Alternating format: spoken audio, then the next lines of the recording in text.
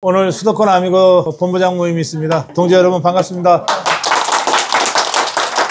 제가 교보문고 앞에서 집회하는 거 현장 취재하다가 조금 늦게 왔는데요. 오늘 집회는 김건희 여사 특검 반대, 그리고 김건희 여사 특검을 할 거면 김정숙이 김혜경이도 같이 해야 된다고 하는 그런 동시 특검 촉구 이런 집회입니다. 그런데 한 30명쯤 모여서 했어요. 중간에 제가 여러분들 만나기 위해서 일어났는데 그 집회를 하면서 취재하면서 좀 여러 가지를 느꼈는데요. 우리가 지난 6개월 동안 그 12월부터 엄동설안에 한남대첩도 치르고 하면서 탄핵 저지 투쟁을 했잖아요. 그리고 탄핵당한 이후에는 윤어게인 집회까지 젊은 청년들과 함께 했는데 그 투쟁 내내 김건희 여사를 지켜야 한다는 투쟁은 없었던 것 같아요.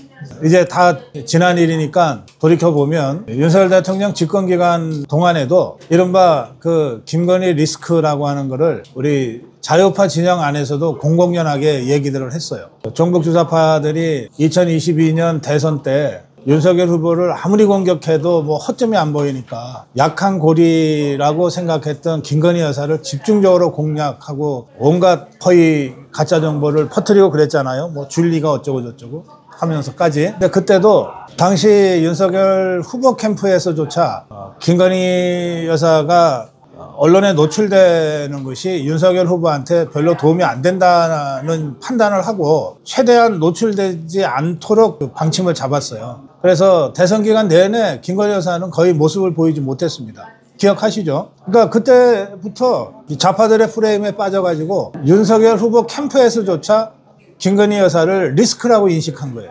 그리고 정권을 잡고 난 다음에도 저 좌파들이 끊임없이 김건희 여사를 공격을 해댔는데 그때도 우리 자유파 진영과 대통령실에서 김건희 여사를 리스크라고 생각하는 인식이 바뀌지 않았어요. 그래서 뭐 우리 자유파 진영 내에서 좀 나서지 않았으면 좋겠다 이런 얘기들을 막 공공연하게 했단 말이에요. 그 여기까지 왔어요. 저는 그 과정에서 김건희를 지키지 못하면 윤석열도 지키지 못한다 그런 논평을 제가 굉장히 많이 한 것 같습니다. 김건희 여사 특검 반대 투쟁 집회를 보면서 이런 생각을 하게 됐어요. 이를테면 우리가 어떤 정치인을 선택할 때 그리고 지지할 때 그리고 그 정치인을 존경하고 사랑할 때 우리 마음에 드는 부분만 딱 따로 떼서 하냐, 그렇습니까? 그냥 있는 그대로를 우리가 받아들이잖아요. 윤석열이라는 정치인을 보면 사람에 따라서 진짜 막 100% 나는 막 윤석열이면 그냥 좋아 죽겠어 하는 사람도 있지만 윤석열이라는 정치인에 대해서 좀 아쉬운 부분, 못마땅한 부분이 사람들마다 있을 수 있잖아요.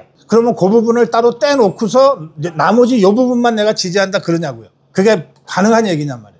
그러니까 있는 그대로를 우리가 받아들여야 되는 거거든. 아니 이거는 그냥 인간사가 다 그런 거 아닙니까? 친구가 완벽한 인간일 수가 없잖아요. 내가 완벽한 인간이 아니듯이 내 정말 가까운 절친도 내 생명까지 내줄 수 있는 형제도 나랑 똑같을 수가 없잖아. 여기 제 고성범이랑 지금 65년을 같이 살아와요. 근데 고성범이가 100% 내 마음에 들어서가 아니라고. 고성범이도 마찬가지로 고성국이 지 형이 저게 한 살밖에 안 많은데 맨날 자기한테 뭐라 그런다고 속으로 얼마나 투덜댔는지 아세요?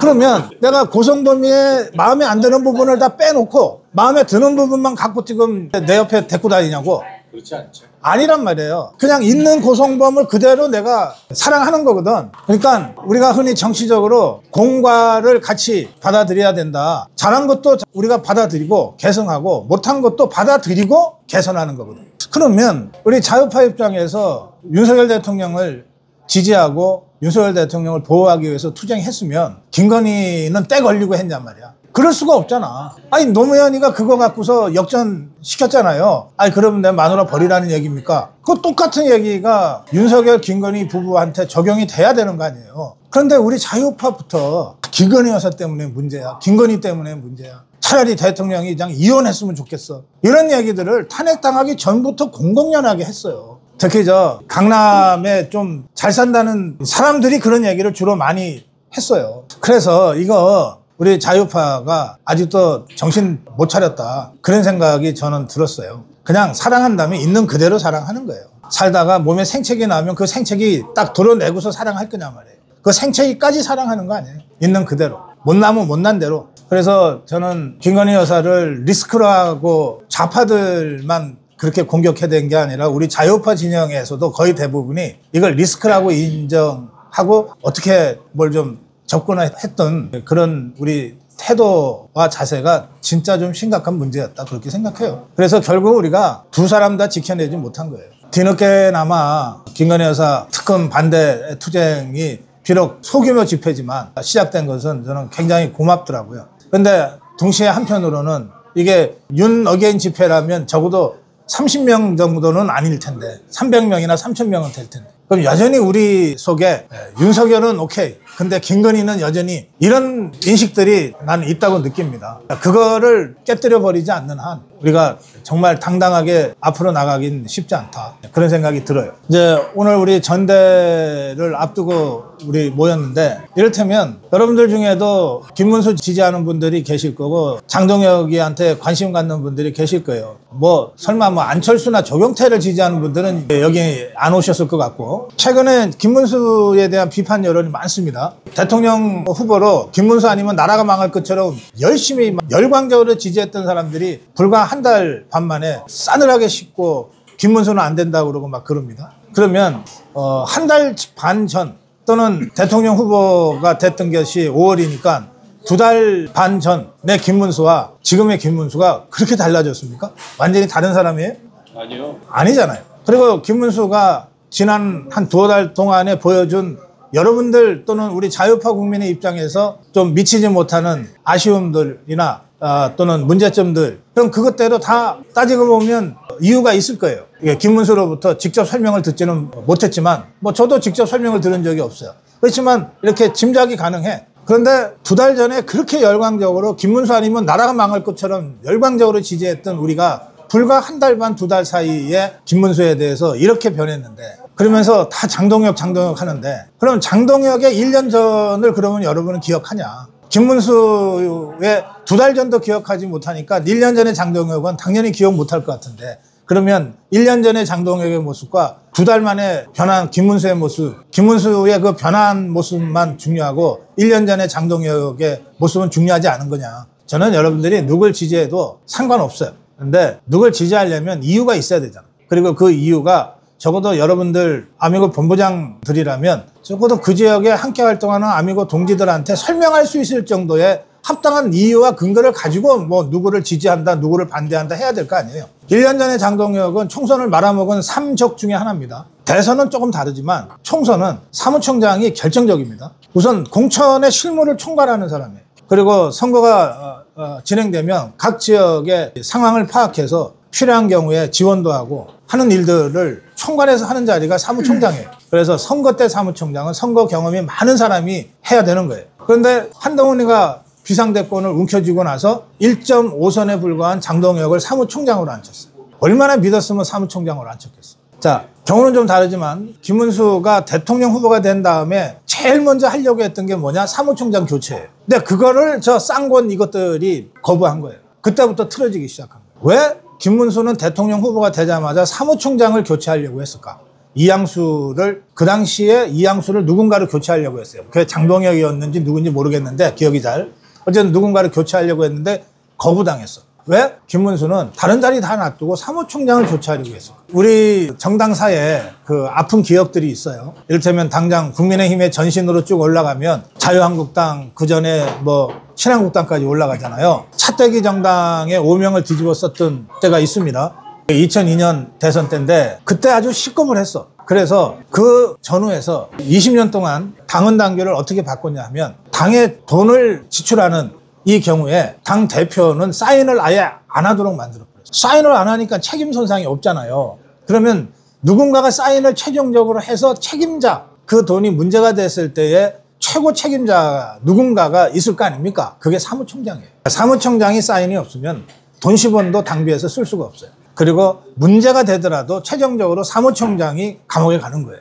그렇게 바꿔놨어. 그래야 당 대표 또는 대통령 후보를 보호할 수 있으니까. 그럼 김문수가 대통령 후보가 됐어. 당장 당의 후보로서 뭔가 돈을 써야 될 거 아니에요. 그러니까 그 돈을 쓰려면 사무총장을 자기의 신복으로 앉혀서 나 이런 일을 하는데 당 예산을 좀 집행해라 이래야 될 거 아니에요. 그래서 사무총장부터 바꾸려고 했는데 그걸 거부당한 거야. 그러니까 김문수 입장에서는 정말 황당한 일을 당한 거예요.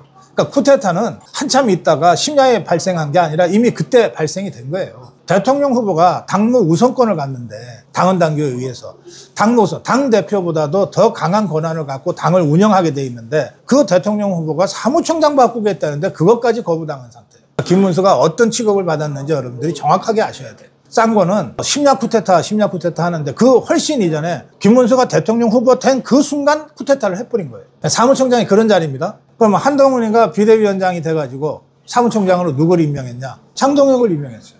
대선 때는 이미 공천이 결정된 대통령 후보가 임명을 하는 거니까 재정 지출만 책임지면 돼. 조직 동원과 재정 지출. 근데 총선은 달라. 총선은 그보다 훨씬 중요한 공천을 책임지는 사람이에요. 공관위원회가 구성이 되죠. 공관위원장과 공관위원들이 구성이 되지만 거기에 당연직으로 꼭 들어가는 사람이 사무총장이에요. 왜? 사무총장은 당의 조직 전반을 가장 세세하게 알 수밖에 없는 그 직분이니까 어느 정당, 어느 지역구는 어느 당협은 문제가 많다. 어느 당협에 누구는 뭐 이런 문제가 있다, 저런 문제가 있다를 당에서 사무총장만큼 정확하게 알고 있는 사람이 없어요. 그건 당의 조직 구도상 그래요. 그래서 총선 때 사무총장은 공천을 실질적으로 지휘하는 거예요. 공관위원장이 있지만 공관위원장은 대체로 당의 이런 내부 속사정까지는 세세하게 모르거든요. 그리고 또 그럴듯하게 외부 인사를 또 이렇게 앉혀놓기도 하잖아요.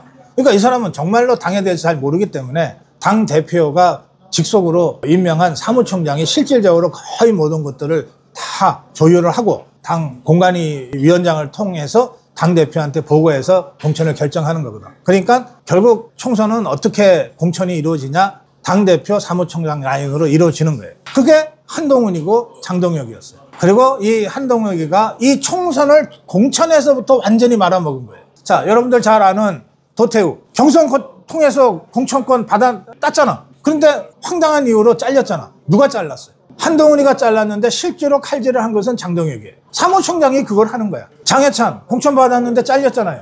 누가 했어요? 대외적으로는 한동훈이가. 실제로 칼질한 것은 사무총장이. 장동혁이 한 거예요. 장동혁이 한 1년 전에 한 짓이 그런 짓이에요. 근데 그런 걸 알면서도 그러나 장동혁이밖에 없다. 여러분들 그렇게 지지해도 괜찮아. 알고 지지하라 이 말이에요. 총선의 삼적이라고 제가 얘기하는데 이 삼적이 하나가 제일 큰 책임이 한동훈이한테 있고 두 번째 책임이 장동혁이한테 있는 거예요. 그리고 세 번째 책임이 유일준이라고 하는 자한테 있는 거예요. 공관위원이면서 비례정당의 공관위원장을 해서 완전히 개판 쳐버린. 얼마나 개판을 쳤으면 비례정당을 다시 몇 군데를 다시 조정을 했겠어요. 이철규가 공관위원으로 있다가 바로 이 유일준이를 시켜서 한동훈이가 공천 장난하는 것을 참지 못하고 끝내 기자회견하고 그리고 고향으로 내려가잖아요. 그 공천 말아먹는 바람에 선거는 해보나 마나 완전히 박살난 상태로 우리가 선거를 치렀던 거예요. 자, 그러면 저는 말이죠. 한동훈한테는 우리가 이 반선거 회계를 기대하지 않으니까 놔두고 유일준이라는 자는 지금도 한동훈이 임명한 당무 감사위원장을 하면서 지금 이 짓들 하고 있으니까 그것도 놔두고 장동혁이는 한동훈이 똘마니 역할 하다가 이제 결별을 했다고 하니 그래서 지금은 마치 자유파의 무슨 대변인처럼 지금 이러고 있으니 그럼 장동혁이한테 더구나 당대표를 하겠다고 나섰으니 장동혁이한테는 1년 전에 네가 한 일에 대해서 설명해라. 적어도 이것은 질문을 던져야 되는 거예요. 그 설명이 여러분들한테 이해가 되고 합당하면 좋다. 1년 전에 네가 그랬지만 반성하니까 우리가 그러면 장동혁이라는 정치인을 다시 보겠다. 최소한 이런 절차는 거쳐야 돼.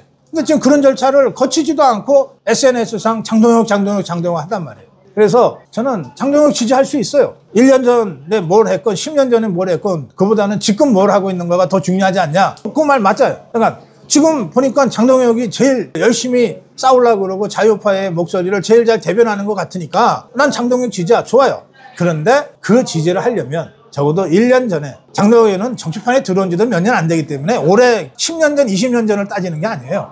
불과 1년 전에 한동훈의 최측근으로 당 사무총장으로 총선을 완전히 말아먹은 데에 대해서 지 입으로 설명을 해야 돼. 그래야 우리가 김문수한테도 똑같이 얘기할 수 있다니까. 우리도 김문수의 10년 전, 20년 전을 얘기하는 게 아니잖아요. 불과 몇 달 전에 그렇게 자유파 국민을 열광시켰고 열정적이고 열광적인 지지를 받았던 사람이 어떻게 한두 달 만에 이렇게 되냐. 왜 도대체 부정선거 의혹이 이렇게 수많이 널려 있는데도 왜 승복했냐.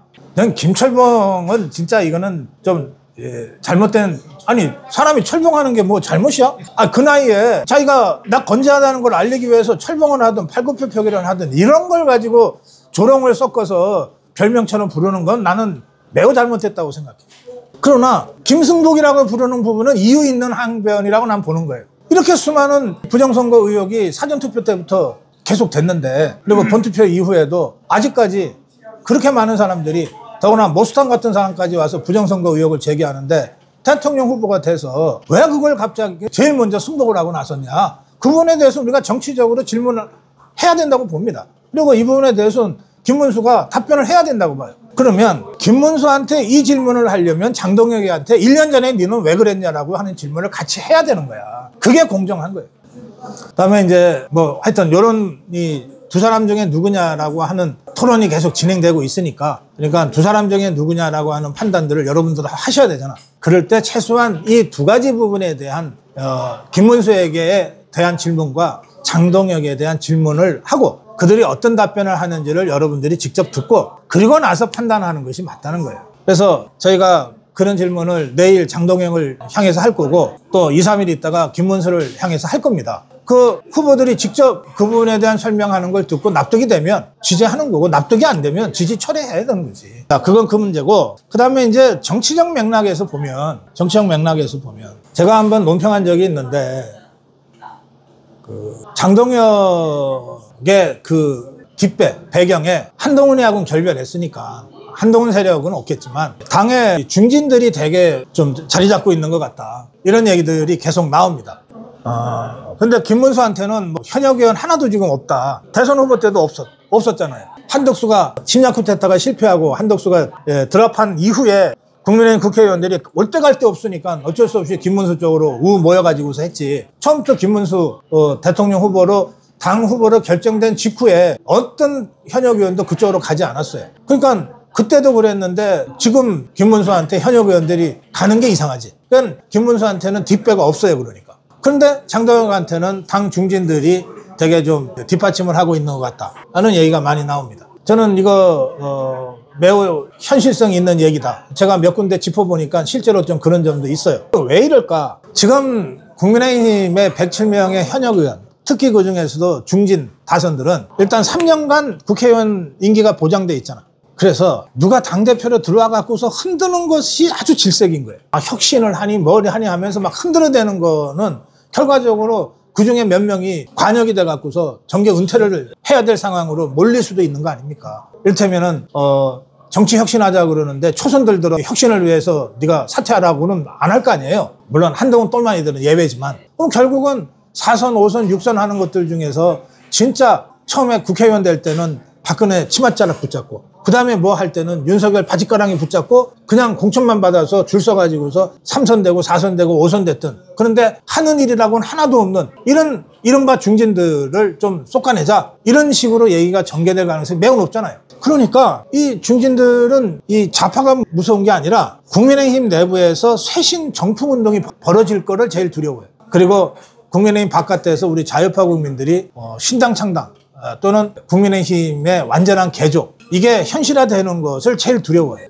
그런데 이걸 막는 제일 좋은 방법은 당대표와 최고위원들을 자신들과 비슷한 이해관계를 갖고 있는 자들 중에서 자기들이 컨트롤이 가능한 사람을 앉혀놓는 거예요. 근데 당 중진이라고 하는 게 대체로 이른바 윤석열 대통령과 이러저러한 인연이 있는 이른바 구친윤계란 말이에요. 그러니까 이 자들 입장에서는 조경태는 진짜 못 믿을 자고 안철수도 진짜 못 믿을 자인데다가 그쪽하고는 어쨌든 좀 결이 다르니까, 그럼 결국 이 구친윤계의 다수의 중진, 쌍권을 비롯한 이 자들은 김문수가 자기들 기득권 유지하는 데 좋을까? 아니면 장동혁이가 자기들 기득권 유지하는 데 좋을까?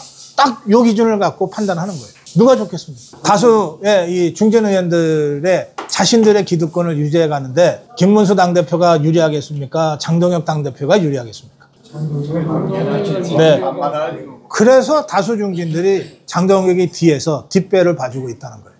나는 매우 현실성 있는 얘기다. 물론 장동혁이는 한 번도 이런 걸 표현하지 않죠. 그게 실제로 당대표 선거를 하는데 책임당원이나 자유우파 국민들의 지지를 받는데 별 도움이 안 된다고 생각하니까. 하지 않지만 여러 가지 정황과 흐름으로 봐서 나는 그러고 있을 가능성이 매우 높다고 보는 거예요. 자, 한번 생각을 해보세요. 국민의힘의 4선 후보이면 20년, 25년 가까이 국회의원 해먹고 있는 자들이에요. 이 자들이 전당대회가 벌어져. 당이 지금 지지율이 10%대고 이번에 누가 당대표가 되는가에 따라서 자신들의 운명이 바뀌는데 아무것도 안 하고 가만히 지켜만 보고 있을 당 중진들이 한 명이라도 있겠어요? 엄청 바쁘게 움직여요. 이것들이 엄청 바쁘게 움직여. 그런데 엄청 바쁘게 움직이면서 결과적으로 이 자들이 선택할 당대표는, 자기들이 선택하고 싶은 당대표는 자기들 손아귀에서 컨트롤이 가능한, 그런데 이미지는 좀 나쁘지 않은 이 당대표감을 지금 찾고 있는 거예요. 그 당 중진들의 이해관계에 여러 가지 면에서 딱 맞아떨어지는 게 장동혁이에요. 김문수는 버거운 거지. 네. 그리고 자기들 이 당 중진들 손아귀에 갖고 놀려고 했다가, 그래서 말 안 들으니까 심야 쿠데타까지 했다가 실패한 거 아니에요. 그러니까 이 당 중진들 입장에서 김문수 당대표는 그거는 나이트메어, 악몽이야, 악몽. 그래서 지금 결과적으로 한동훈 세력들은 당연히 김문수를 주적으로 해서 나오는 거 아니에요. 여기에 더해서 당 중진들이 지거들이 직접 나서지는 않지만 반 김문수 전선을 형성하고 있어요. 그런데 조경태로나 안철수로는 김문수를 꺾을 현실적으로 거의 불가능하잖아 지금. 장동영이는 조금만 더 힘을 붙여주면 될 것 같거든. 그래서 중진들이 그쪽에 가서 지금 반 김문수 전선이 구축되어 있는 거예요. 이것이 SNS상으로도 어떤 형태로도 나타나서 지금 SNS에는 완전히 반 김문수 이렇게 되어 있는 건데, 오늘 제가 장해찬한테 들은 얘기는, 그런데 최근에 우파가 가장 많이 모이고 젊은이들이 가장 많이 모이는 스레드라고 하는 커뮤니티에서는 의외로 김문수 지지가 많다는 거예요. 여러 가지 시사하는 부분들이 있습니다. 또 한동훈 똘마니들이 모여서 안철수를 지지하건 조경태를 지지하건 이것들이 자력으로는 당권을 잡을 힘이 없잖아요. 그런데 유일한 가능성이 하나 있어. 한동훈이 지난번 대선 경선 때 38%인가 했잖아요. 김문수랑 마지막까지 올라가서. 그 38, 거기다가 이것들이 대선 운동 기간 내내 한동훈 이름 걸고 다니면서 입당 원서 받았잖아요. 그래서 이것들이 대략 35% 전후의 표를 관리하고 있다고 우리가 짐작하고 있어요. 한동훈이 나왔으면 35는 나왔을 거예요. 조경태가 나오니까 그보다 안 나오는 거지. 그런데 한동훈이가 당권 장악을 사실상 포기해서 불출마를 했지만, 얘네들 입장에서 마지막 그 어부지리 기회가 있단 말이에요. 그게 뭐냐? 장동혁이 계속 올라가갖고 김문수 표를 잠식할 거 아니에요. 장동혁이. 그렇게 해서 김문수와 장동혁이 막 30 하고 지긋들이 35를 하면, 그러면 정말 어부지리로 당권도 잡을 수 있다는 생각. 그래서 일단 이렇게 보나 저렇게 보나 반 김문수 전선을 구축하는 것이 한동훈 똘마니들 입장에서는 절대적으로 필요해요. 그 다음에 마지막으로, 한동훈이 이게 아주 사악한 자인데, 그래서 이번에는 지가 여러 가지를 봐도 불리하니까 지가 불출마를 했지만 당권을 포기한 건 아닙니다. 당권은 언제든지 기회만 되면 재도전하겠다는 건데, 그런데 이 당헌당규에 당대표를 무너뜨리는 아주 쉬운 방법으로 최고위원들이 사표를 던지면은, 그래서 최고위원회의가 무너지면 자동으로 당대표가 없어지고 비대위로 전환하도록 지금 그렇게 만들어놨어요. 최고위원. 그래서 이것들이 현역 의원들을 다 최고위원으로 내보내고 있는 거예요. 맞으면 범김문수 또는 범자유우파 진영에는 현역 의원이 최고위원으로 출마한 사람이 아직까지 한 명도 없어. 뭐 여러분들 아는 김민수 또는 김소연 변호사, 손수조, 김정식, 이런 사람들 다 현역이 아니잖아요. 인지도가 많이 떨어지지. 반면에 저것들은, 우리는 정말 택도 아니다라고 생각하지만 어쨌든 현역 의원은 그 지역에서의 기반과 인지도가 있단 말이에요. 그러니까 우재준이를 청년 최고위원으로, 박정훈이가 다시 출마해, 한지아가 여성목 최고위원으로 노리고 출마해. 이게 다 현역 의원들이잖아요. 그래서 최고위원 선거가 이게 간단치 않습니다, 지금. 어찌어찌해서 김문수를 당대표로 뽑아놔도 최고위원을 한동훈 똘마니들이 쫙 차지하고 앉아있으면 김문수 언제 날아갈지 모르는 거예요. 그리고 이 최고위원회를 하면 지상파 종편들이 가서 취재를 하는데, 이제 정식 회의하기 전에 오프닝 할 때 한마디씩 할 때 지상파들이 주로 그걸 찍어가지고서 뉴스로 만들거든요. 그런데 당대표지만 김문수도 한마디, 최고위원이지만 한동훈 똘마니도 한마디. 그럼 족보로 언론들 입장에서 지그들 입맛에 맞는 거를 메인 뉴스로 뽑아버리면 김문수 죽이는 건 간단해요. 뉴스에 안 나. 당대표가 뭐라고 해도 얼마든지 그런 악마적 편집을 할 수 있는 자들이잖아요. 그래서 최고위원 선거가 생각보다 지금 심각하게 전개되고 있는데 이게 1인 2표란 말이에요.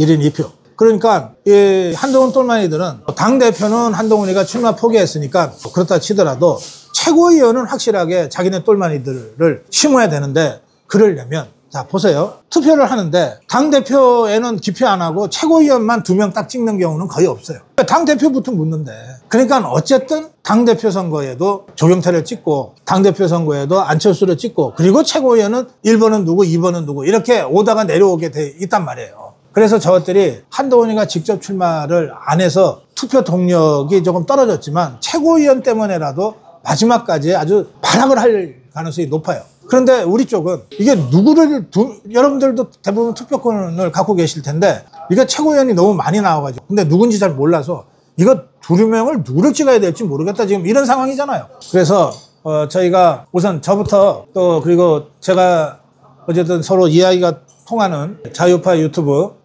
강영석, 전한길, 성창경 이런 자유파 유튜버들과 함께 우선 김문수냐 김문수냐 장동혁이냐 우선 한 번씩 토론하자는 거고 내일 장동혁 토론하고 주말에 김문수 토론합니다.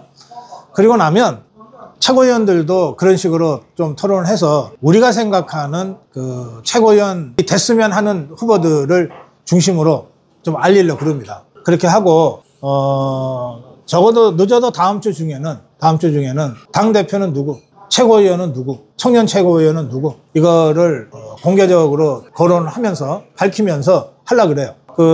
1년 전에 전대할 때는 한동훈이 똘마니들이 아예 한동훈이하고 함께 최고위원 사진까지 박아가지고 거의 러닝메이트처럼 포스터 돌려가면서 선거했어요. 그거 혹시 기억하세요? 한동훈과 어벤져스 뭐 이래가지고 했어요. 지금은 그때 그 후유증이 너무 커가지고 이제는 당헌 당규상 그걸 못하게 만들어놨어.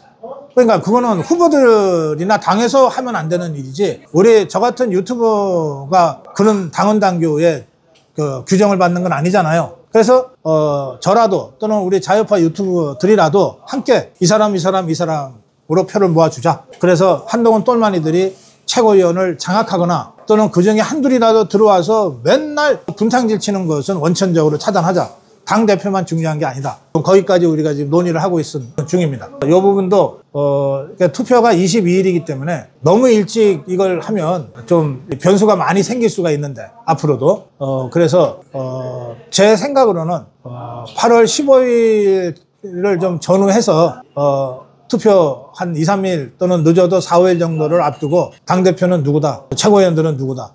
이게 우리 자유파 유튜브들이 저는 어떤 형태로든 합의를 이끌어내서 같은 목소리를 내야 된다고 생각하는데 우리 자유파 유튜브들이 또 워낙 개성들이 강하잖아.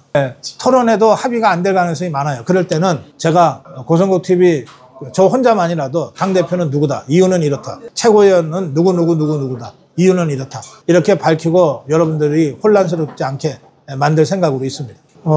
한 가지만 말씀드릴게요. 이번에 당 지도부는 사실 독배를 마실 수밖에 없는 상황이에요. 이 정치판에서는 선거에서 지면 어떤 변명도 통하지 않아요. 선거에서 지면 책임질 수밖에 없어. 그게 정치인의 운명이야. 그러면 당대표 임기가 최고위원 임기가 이번에 뽑는 사람들이 2년인데 2년 임기를 다 채우면 정말 운이 좋은 거고 내년에 있을 지방선거에서 지면 그 다음 날로 다 사표 내고 다시 비대위로 돌아갈 수밖에 없어요. 그래서 정말 사직생하지 않으면은 이 지금의 당 지도부를 맡을 수가 없어요. 근데 사직생이라고 하는 게 정치하는 것들이 누구나 다 입에 달고 다니는 말이야. 말로는. 진짜로 이걸 행동으로 한 자들은 나는 거의 못 봤어요. 제가 최근에 사직생한 정치인을 한 명 봤어. 누군지 궁금하세요? 윤석열. 아니 대통령이잖아. 도대체 윤석열이라는 정치인이 뭐가 부족해서 그 대통령이라는 자리까지 걸고 자기 가족들의 모든 생명과 재산을 걸고 비상계엄을 해요. 진짜 몸을 던져서 국민들한테 경종을 울렸잖아. 그리고 지금 감옥에 가 있잖아. 뭐 실명 위기가 있다고 하는 주치의의 얘기가 나올 정도로 건강도 매우 심각하잖아. 김건희 여사도 아마도 저 특검들이 곧 감옥에 쳐놓을 것 같은데 그리고 그 장모 최은순 여사 그 감옥 갔다 와서 얼마나 고생했습니까? 다시 압수수색 당했잖아. 그 오빠도 그렇고 지금 완전히 집안이 도룡나고 있어요. 그러면 윤석열 대통령이 특수부 검사 평생 특수부 검사를 했고 특검 수사팀장까지 했던 사람이 이게 잘못되면은 저 좌파들이 어떤 식으로 자기를 공격하고 자기네 가족을 도륙낼 거라고 하는 걸 몰랐을까요? 모를 수가 없는 거예요. 그러니까 그 모든 걸 걸고 국가위기를 국민들한테 알릴 방법밖에 없으니까 아무리 대통령이라도 거부권 행사하는 거 말고는 국민들한테 알려서 도와주세요 하는 것밖에 없잖아. 그래서 진짜 나는 사직생의 각오로 몸을 던졌다고 생각해요. 근데 윤석열이라는 정치인 빼놓고 진짜 사직생한 사람이 있냐 말이에요. 없어요. 지금 국민의힘 지도부가 조둥아리가 아니고 몸으로 사직생을 행동할 수 있는 사람들이 당대표도 되고 최고위원도 돼야 된다고 생각해요. 그러니까 기준이 딱 하나여야 돼. 뭐냐? 이 사람 당을 위해서 국가와 국민을 위해서 자기를 버릴 수 있는 사람이냐 아니냐. 번질이란 말에 넘어가시면 안 돼. 진짜 필요할 때 몸을 던질 수 있는 사람이냐 아니냐. 이 기준을 가지고 여러분들이 판단을 하셔야 돼요. 물론 저하고 함께 판단해 나가셔야 됩니다. 오늘 말씀은 여기까지.